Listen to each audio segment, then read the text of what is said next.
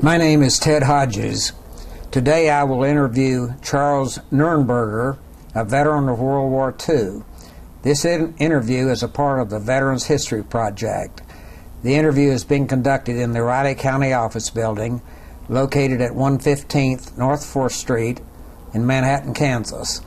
The camera operator for the recording is Dana Dodderidge. Today's date is October the 28th, 2003. Charles, to get started here, let me ask you if you remember what you were doing and what your reactions to the December the 7th, 1941 bombing of Pearl Harbor. When that happened, do you recall that? Yes, I recall the date very vividly. I was a junior in high school when the principal called a assembly, and all of us heard President Roosevelt's now famous speech. All the students were, of course, shocked, and we had a lot of students just ready to go to war, wanted to enlist, and it was just a very memorable day. I'll never forget it.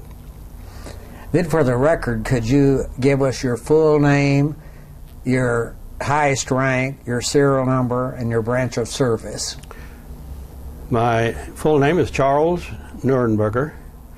What was the second item you wanted? Your rank, your My highest rank was, I ended when I retired from the service as a lieutenant colonel, and my serial number was AO 20-23-108. And your branch of service? Branch of service was the Army Air Corps during World War II and the Air Force on the Korean War. Right. Let's start back at where you were born and something about your early childhood, where you went to school and that type of thing. I was born on a farm 2.5 miles south of Ellis County, Kansas, November 23rd, 1924.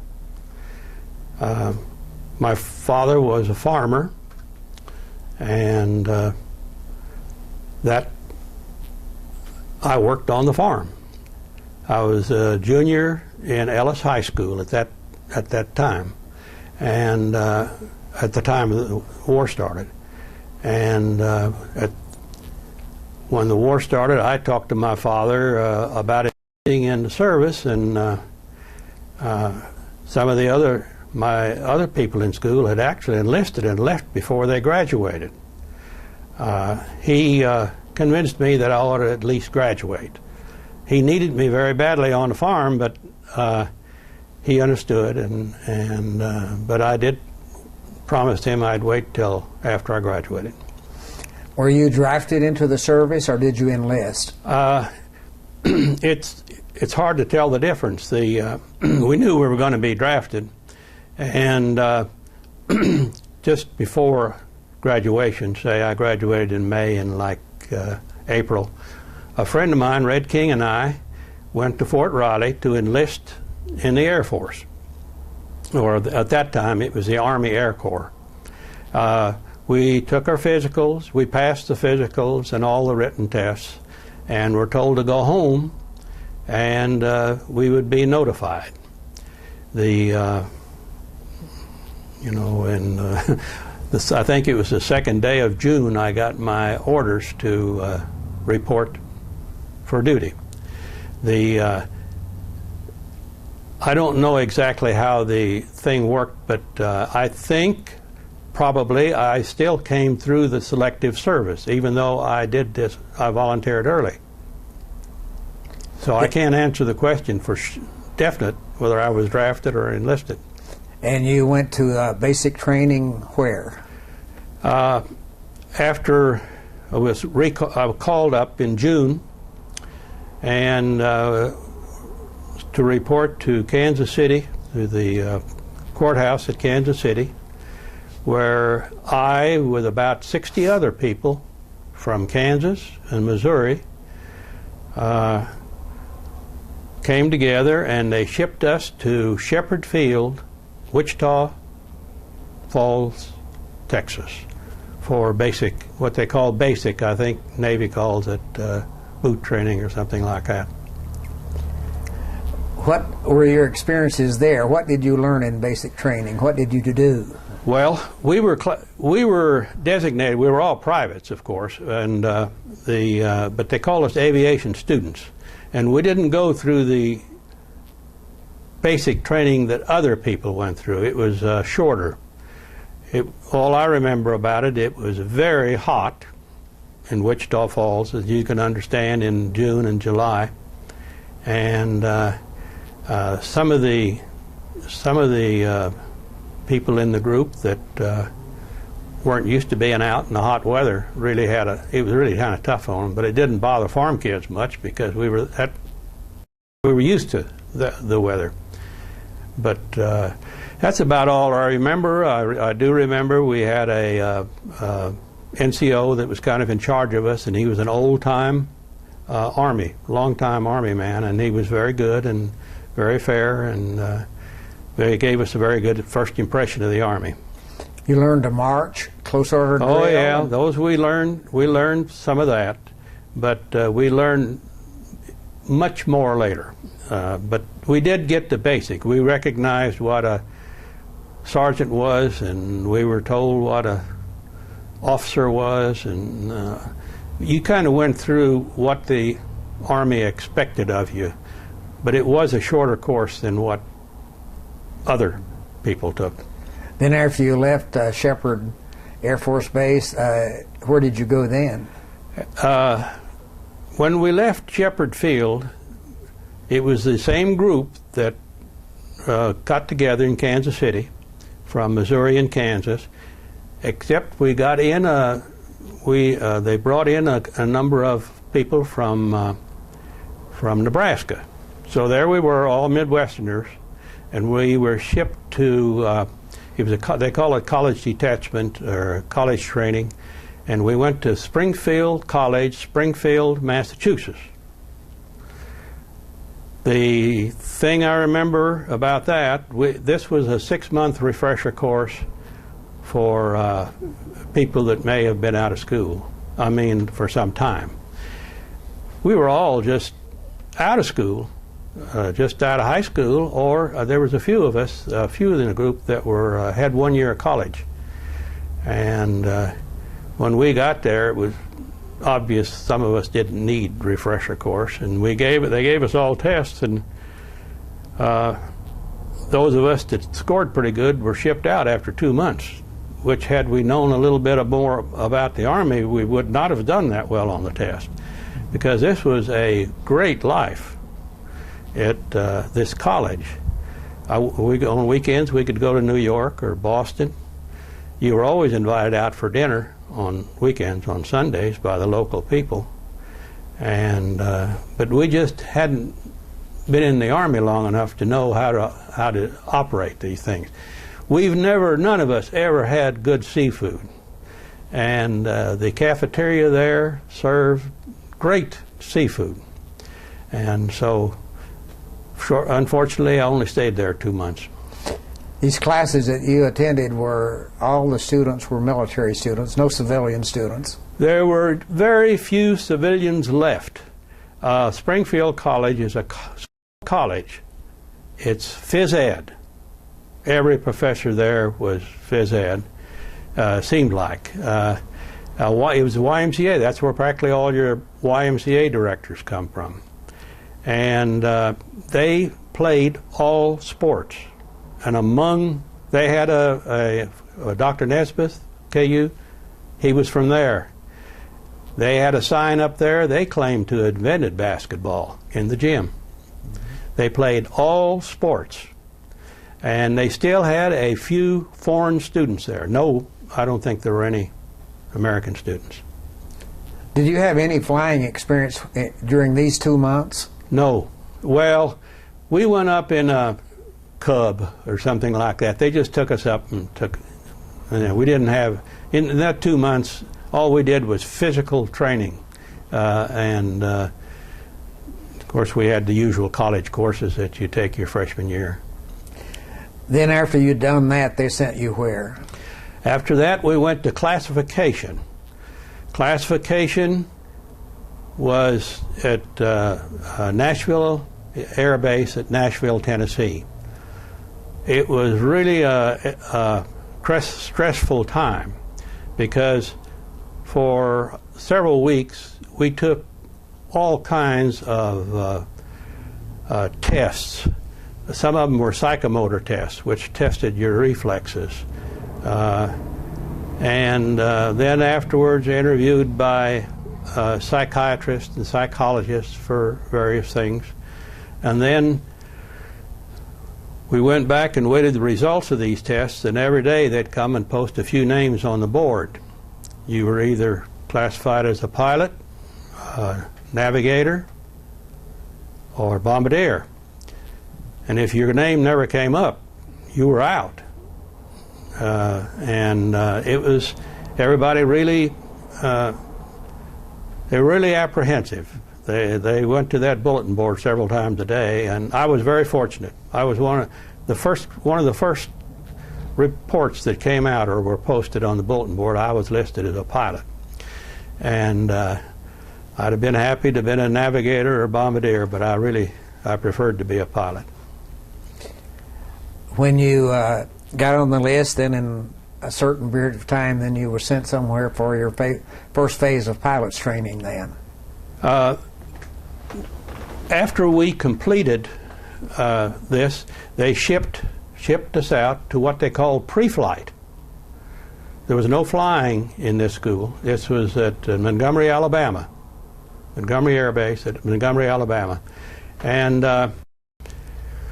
there we learned all the things that you needed to know before you flew. You had aerodynamics, plane aircraft recognition, and weather courses, and it was very good. I'm trying to think the name of the field in Montgomery, but it was a very nice field. It was a permanent Army base, very nice buildings, very good food, and I think most everybody enjoyed it there. These aircraft recognition, enemy and friendly? Yes.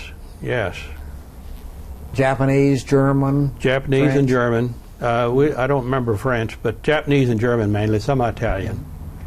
And we took Morse code. I forgot about that. And that period lasted, what, a few weeks? I'd say 6 weeks at the most, maybe between a month and 6 weeks. And then after that, your next assignment was what?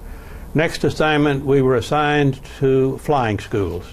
I was in the Southeast Training Command, and the first school I went to was primary training. That was Door Field, Arcadia, Florida. We flew the P9. Well, it was I think they called it the P-19. It was a biplane, and it was really fun to fly because you could do all kinds of things with it. And I had a very good instructor. His name was Llewellyn. He seemed ancient. He had flown in World War I, and he was a good instructor, and we didn't have any trouble. Well, he had 5 students to start with, and 2 of them didn't pass their check rides. You had a check ride, I think, as I recall, about 3 check rides in primary. All the instructors were civilians, but your check rides were given by military people. And if you didn't pass the check ride, you were in trouble.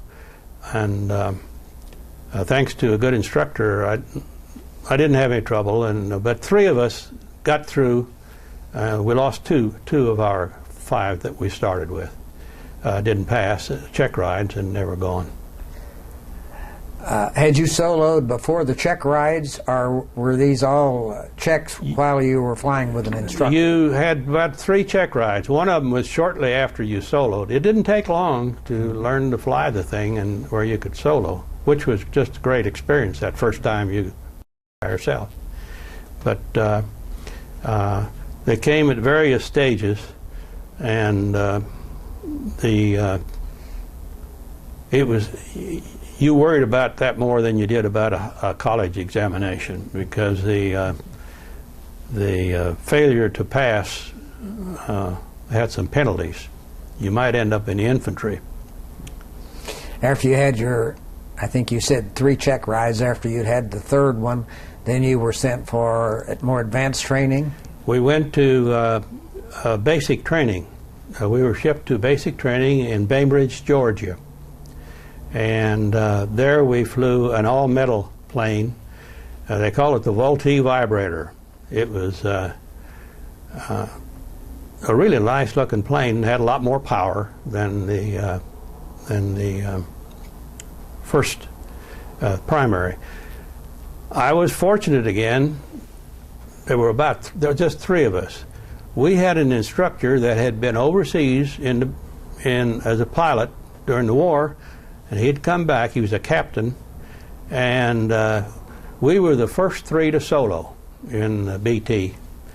And the only problem was he gave the check rides and signed us out. He had 3 students to other instructors that had already lost students, and I got a terrible instructor then, and I didn't learn. I don't think I ever learned anything from him, but I had a good beginning, and I didn't have to worry, because the guy that gave the check ride, one of the guys, was the one that taught me all I knew at that time. An interesting thing happened at that place, at basic. We were about halfway through basic, and all the time we were in the service, it seemed like every month or so we'd sign a paper on what we wanted to fly, and most all of us wanted to fly fighters. And we were about halfway through basic flight training when an officer came in. He said, "Everybody over 155 pounds go to this end of the room, and the rest of them the other side." And turned out that they marched us up to the other end of the field, where they had twin-engine planes, AT-10s they call it. They said, "We're going to fly the AT-10s. That's what most people flew in advance if they went to twin-engine.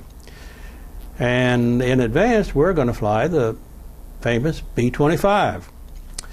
And of course, the other students went AT-10, after they finished basic, and not the AT-10, but the T-6, which is a single-engine plane.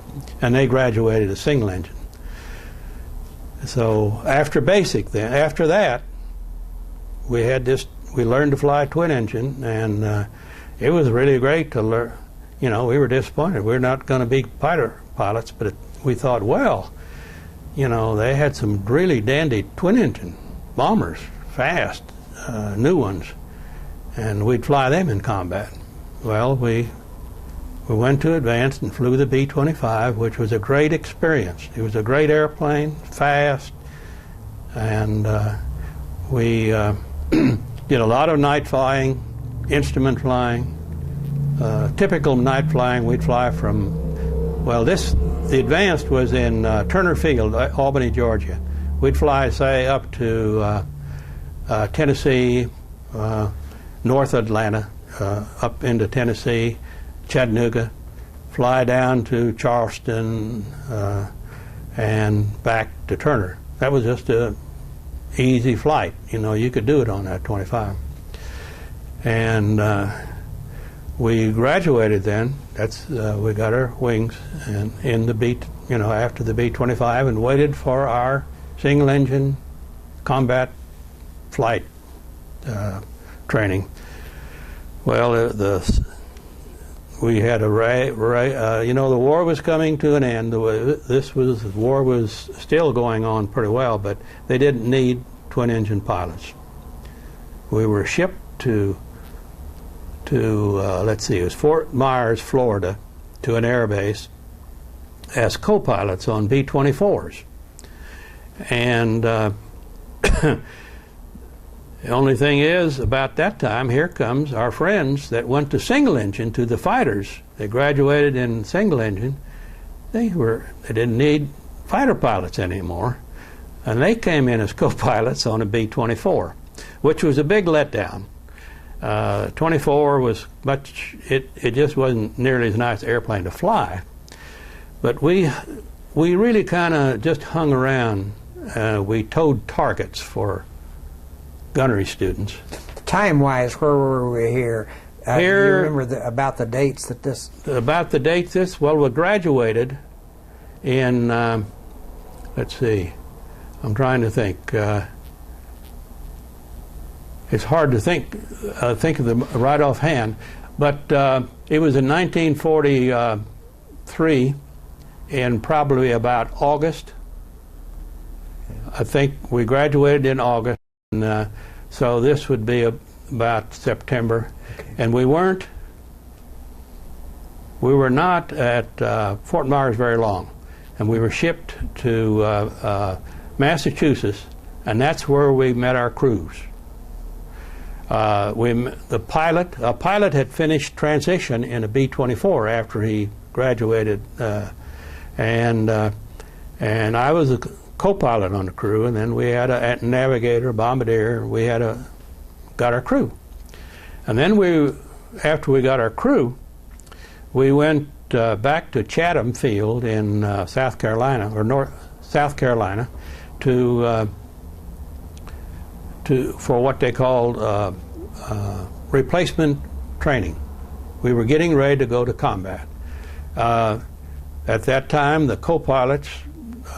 We checked out, we learned to fly the B-24, land it, take it off, and do all the things that the pilot could do, and which was kind of a big step for the poor guys that went through single engine school, but it wasn't all that bad. The ones that finished on 25s. And we finished there in about January or February of I think, let's see, that would have been... probably. Yeah, 45. Mm-hmm. And we, I forget how we got up there. Got there in a train, I think. We went to Mitchell Field, New York, to pick up a brand new airplane, and we were going to fly it overseas. So the Army, the usual Army, we noticed we had packets in gear in the plane that was jungle gear, but they sent us to Bangor, Maine, and we looked like we didn't have any orders. We just told where to go the next place, and we got up to Bangor, and they said, "Well, you're going to go to either Goose Bay or Gander, the next head of the flight, and then to Reykjavik, Iceland, and then probably to England." But we didn't have any orders yet. We just, that's the way it went. Well, terrible weather. And they said, well, you can't get in. We laid around 2-3 days. The Goose Bay and Gander were full of airplanes. They couldn't get out. So they sent us to Bermuda. So we flew to Bermuda. We got there and stayed overnight. And the next day we rode bicycles around the place. And that night, about 11, 12 o'clock, we took off for the Azores. Now that's a long flight over water, but it was nice weather. We had a good navigator. You could see the stars. And we flew that night, all the next day, and that next afternoon we got into the Azores and landed there, stayed overnight, and we left the next day to fly to Marrakesh in Africa. That's in Morocco, right below Casablanca, and stayed there overnight. And then we flew west of the Atlas Mountains, and then along the north shore of the south shore of the Mediterranean to Tunis, and stayed there. By that time, the Army had defeated Rommel in Africa, and that battle was over, and we flew our plane up to it was a big place where they had airplanes stored. Our airplanes were parked all over, and left our new airplane, and they put us on back of a truck and hauled us to Grataglie, Italy. Gioia was in Italy, and that's where the 449th Bomb Group was. We were assigned. There's 4 squadrons in a group, and the group had the aircraft. In other words, we were the only people on the base, the 449th Bomb Group. Bases up further north, they'd have maybe a bomb group on each side of the strip, but we were the most southerly airport in Italy there on the 15th Air Force. And so we were assigned our quarters, which was a tent, and we had a tent. 4 officers had a tent. There were 10 men on the crew, 4 officers and six sergeants. And the listed people had a tent. They had a better tent than we did, so we spent a lot of time over in their tent. And tents were always hand-me-downs. In other words, the permanent party people, the 449th Bomb Group had been over there for, say, a year and a half, had terrible losses early. And as those pilots, those original pilots, finished their missions, they either went home or they were shot down or they were in prisoners of war camp and so forth. But different crews did different things to their tents. Some of them put floors. You know, they had Italian carpenter put in them a floor.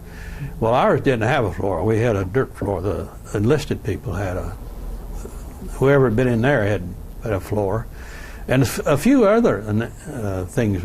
So whatever you inherited depended on who had it before you. So, but this was now in early March of I remember that. It was still pretty cold, and you don't think southern Italy could be very cold, but it was pretty cold. Our latrines were, you know, some place off. And we, the first mission I flew with another crew. They split us up. They wanted us to go with other crew first. You know, there was a co-pilot missing, he's sick or something, and I'd take his place. And then after 1 or 2 missions like that, we flew then as a crew. And we had a very good crew. Everybody got along real well. And I think we'd have probably ended up, if the war had been longer, as a lead crew, because we had a very good navigator. And I think we always scored pretty high on everything. But then, after we had a few missions, I think I had,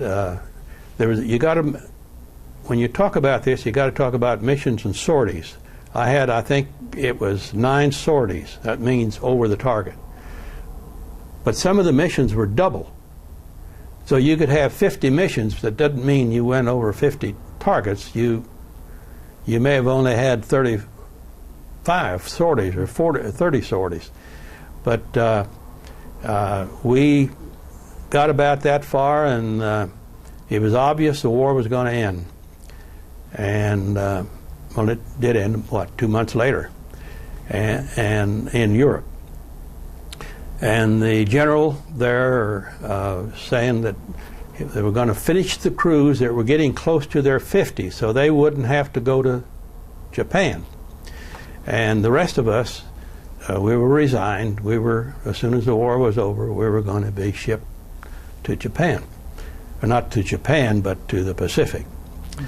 So, sure enough, you know, it was May, VJ Day, and the war was over. But there was not much excitement or anything. We just knew we were going to someplace else. We really didn't want to go. We took the planes to a big depot again. I think it was Gioia. I think it was the same place we left the new plane. And there were hundreds of planes parked there. And this was after May, shortly after. It wasn't too long after. And we took trucks and went on up to Naples, where we got on a big ship, came back to the United States. Could I ask you a question back on some of your early missions there? You were in southern Italy, and where were your targets? What altitudes were you flying, and what kind of bombs were you dropping? Well, you had different targets, but the main targets were way north, up into Austria. In other words, you'd get a double mission if you go to Munich or places like that. But the places we were bombing were railroad, and they call them marshalling yards. We were too high; we couldn't hit bridges. We went to try to get some bridges, but we didn't hit it. We were too high. The B-24, we took off really loaded, and we didn't carry all that many bombs because we had to carry so much gas to get to where we were going for the main targets. And we'd go up and hit a marshalling yard and bomb it, then come back. And it was kind of a joke on new crews. You were loaded when you took off. You were climbing all the way, and we never got much above 20,000 feet. We couldn't get much higher, because you had too big a load. And you were climbing, though, all the way up to the target. And as you got there, you met other groups. You get on a big target, everybody went. It was 1,000 plane raids. And when you got close, you saw planes all over the sky. No fighters anymore at that time. The Germans didn't. I never saw one. Now, some of our crewmen claimed they saw some fighters, but really they were spotter planes. The German planes, they'd find your altitude to help the guns to shoot at you. And but there was terrible flak.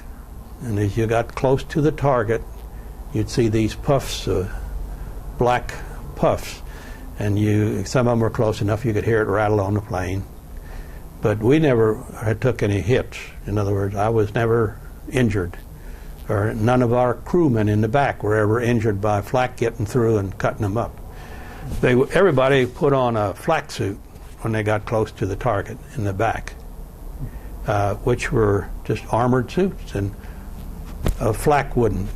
Of course, it wouldn't do anything to stop a 20-millimeter bullet shot at you. But that was about it. We didn't have the problems that the early pilots in the 449th had with terrible air battles, flying, and but we had probably as much or more flak than they ever did.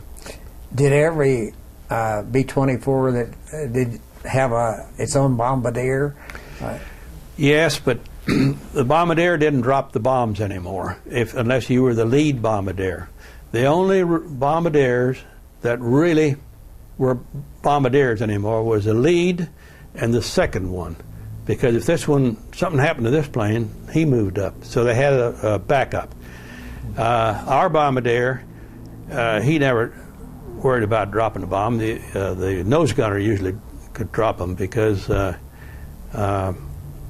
was a little switch there, and you watched that front plane, and the minute you saw him, he had the switch, and then your bombs would go.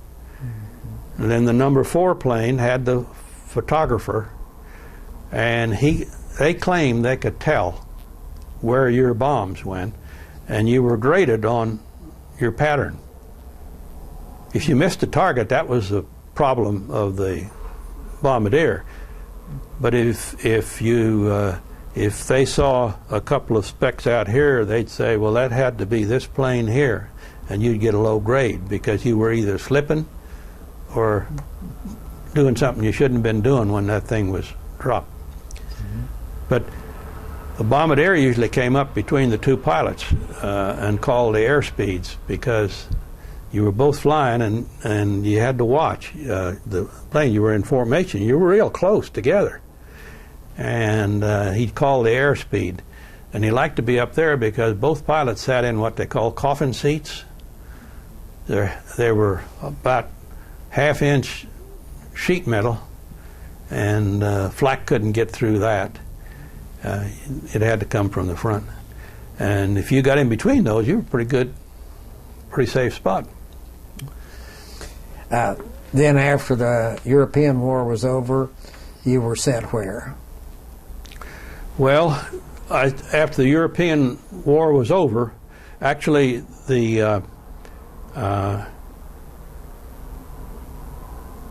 went to, let's see, we took this ship and we went to, it's a place in Virginia, Newport News, Virginia. And we were quarantined for a short time, and then got to leave and come home. And then we were told to report back. I went to, ended up in North Dakota. No, it wasn't North Dakota. South Dakota. Sioux Falls, South Dakota. And we were waiting for really to be reassigned to go to Europe. We didn't know there was talk that some of us would be like third pilots on B-29s, and they probably were close enough to Japan on some islands where 24s were doing some bombing. So we didn't know what was going to happen to us. Then, of course, they dropped the bomb on Nagasaki, and the war was over.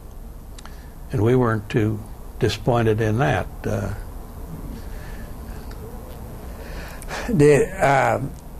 After the Japanese War was over, the Pacific War, then you had to make a decision whether or not to stay in the service or be separated? I think I learned a lesson there. I was waiting to be separated. There was such a crowd of people coming over, the Air Force people especially, because those were the ones that were going right to you. They were shipping us to different bases, and I got shipped to Williams Field in Chandler, Arizona, to await discharge. War was over, and I didn't know what I was wanting to do. I was 19 years old, and went up to the order room. I saw they needed some pilots. It was a legation, or it had to do with United States and some of the South American countries, and I thought I'd applied to it, and I asked the clerk to let me see who applied. Well, I looked, and everybody that applied had a college degree, and I couldn't compete. I got my first inkling that I better get an education. And so I tried to get out as soon as I could. And there was some delay. My records were lost coming back from Italy, and so I didn't get out of Williams Field until October. And my actual discharge, release from active duty, was November the 9th. And that was in 95. And I mean, not 95, but 45. Mm-hmm. And I went to the farm and got ready to go to school. And I came to Kansas State, enrolled in Kansas State, and with 4 other people from Ellis. And I was at Kansas State a couple of years, got married. I then went to Washburn University Law School and graduated from Kansas State and Washburn. My graduation from the law school was in the fall of let's see, where did it 49, I think. And then the Korean War was going on while I was in law school. Could I interrupt Yeah. just a minute? You had some pictures we wanted to see. that had to do with World War II, then we can move forward. Okay. I've got a few pictures here. The first picture, this is when I was a private. This was taken at Shepherd Field when I was in basic training as a private. Okay, the next picture was a picture that I was when I retired from the Air Force Reserve as a lieutenant colonel. That was in 1971.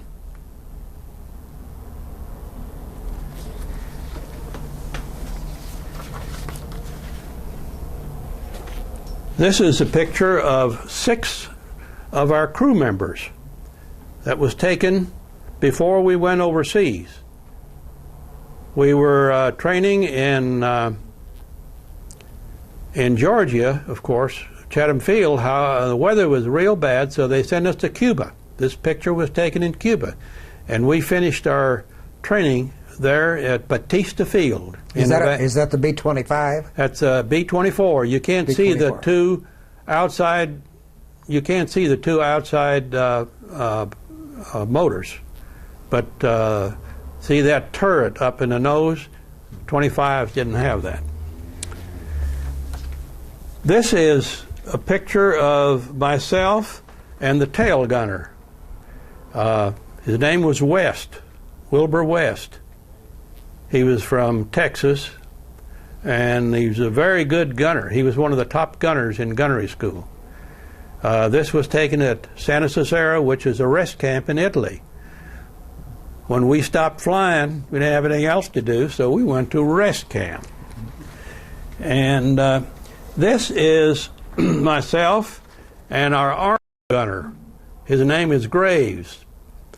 His uncle was Bibb Graves, governor of Alabama, a former governor of Alabama.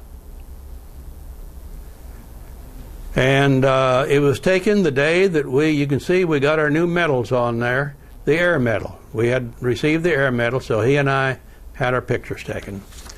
So that was kind of fits in with the end of the World War II. I forget where we were. Well, you had finished law school and you were going to go into the reserves here. Well, what happened, while I was in law school, just before we graduated, several reservists were called out of law school. One of them was an Army demolition expert, and he got over into Korea just about the time the Chinese came into the war, and he was killed. Another one of my classmates was recalled. He was a Navy pilot. Now, he wasn't killed, but he got called in the service. Well, I was in the reserves, so I thought it was just a matter of time I was going to be called. And sure enough, on March the 1st of 1951, I was recalled to the Air Force, and I went to several bases, but I ended up in Tacoma, Washington, at McCord Air Force Base. And right about that time, I had by that time, one child, and another one, my wife was pregnant with our daughter, who happened to be born at McCord at Madigan General Hospital. Right about that time, Congress had just passed the Uniform Code of Military Justice.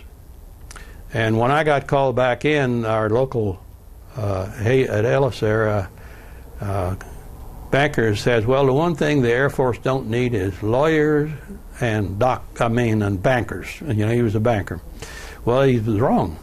Suddenly, Uniform Code of Military Justice required, if you had a lawyer prosecuting, you had to have a lawyer defending. Suddenly, they needed lawyers, bad. So I kind of thought, well, I'm, got a family, and I would have loved to fly on. They had the jets then, and I wanted to check out in a jet to say I've flown jets. But I knew the minute I they had things up on the bulletin board. You could apply to go to jet trans, and I could have done that, and I could have gotten in because I was still flying on flying status. But I knew if that happened, there was no way I was going to get out after, for 21 months. So I applied to be for the legal department. They call it judge advocate in the Air Force. And I was accepted, and I was transferred to the judge advocate. And I served my 21 months in the Korean War as a judge advocate. And I was released after 21 months. That was again in November of, this would be 52, I guess. And went back to practicing law. And then when I practiced law, I did more and more oil and gas work. And it was in Ellis County, where we had quite a bit of gas production, oil and gas production. And I went to work for an oil company, and I spent the next 31 years with an oil company, moving around wherever the action was. And that was kind of the history of my military. But you were in the active reserves all that time? All this time I was in the reserve as a judge advocate, not as a pilot anymore. My pilot was day past. In other words, of the 21 months I was in the active duty as a judge advocate, I spent 20 months as also on flying status. That was my secondary MOS. But just before I left, the general that was in head of the judge advocate said you had to make a choice. You either drop your flight status, or you need to get out of the judge advocate. Well, I was getting out of the service, so it didn't make any difference. But you got half again as much pay if you were on flight status, providing you kept your hours up. So that's the story there. This doesn't have a lot to do with the military, but it has a lot to do with your life. Tell us something about your family. I have a wife, of course, and we met at Kansas State. We're married, and then went to law school, and she took some courses in Washburn too. And both of us had transferred some of our credits back to Kansas State and graduated here in Kansas State. And as I mentioned, one son, Kurt, he was born while we were in law school. And then our daughter was born while we were on our 21-month tour in Madigan General Hospital in Tacoma, Washington, at Fort Lewis, Washington. It was the big hospital was in Fort Lewis. McCord was an Air Force base very close by.